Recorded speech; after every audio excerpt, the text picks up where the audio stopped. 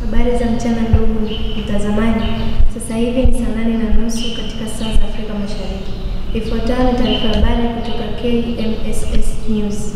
Mimi ni Cherish Clemens, pia niko na mwenzangu Esther Timo. Tukiangazia na taarifa za kimataifa ambapo wananchi wa Kilimahewa wajiandaa vyema kwa uchaguzi utakaofanyika mwezi wa 10 mwaka 2025, huku wagombea wakiahidi kuwa kutakuwa na ongezeko la nyama nchini. Taarifa nyingine ni kuwa wananchi wa wilaya ya Magomeni wagoma kufanya usafi katika maeneo yao baada ya kukosekana kwa vifaa vinavyohitajika wilayani humo.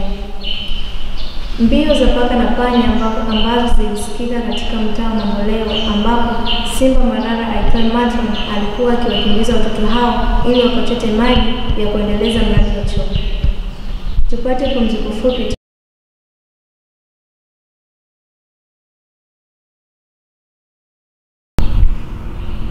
Asanteni kwa kuendelea kutazama taarifa zetu. Zifuatazo ni taarifa za kimataifa. Serikali ya Israel iliamua kutoza ushuru katika bidhaa zitambazo nchini humo zikiwemo ivory, kinkuba na maandazi.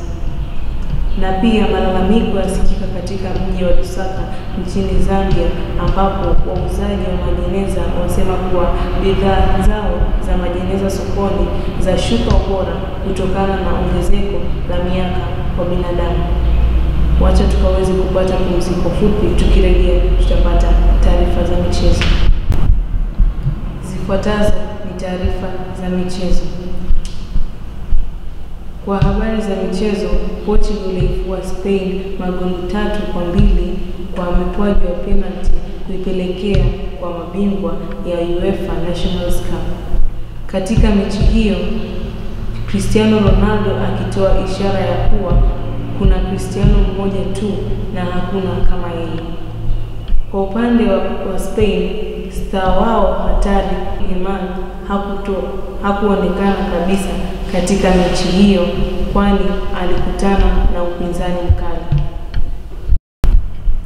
Asanteni kwa kutazama taarifa zetu. Ukitaka kupata taarifa hizi na zingine, ingia katika mtandao wa Facebook, utatupata kama KMSS News.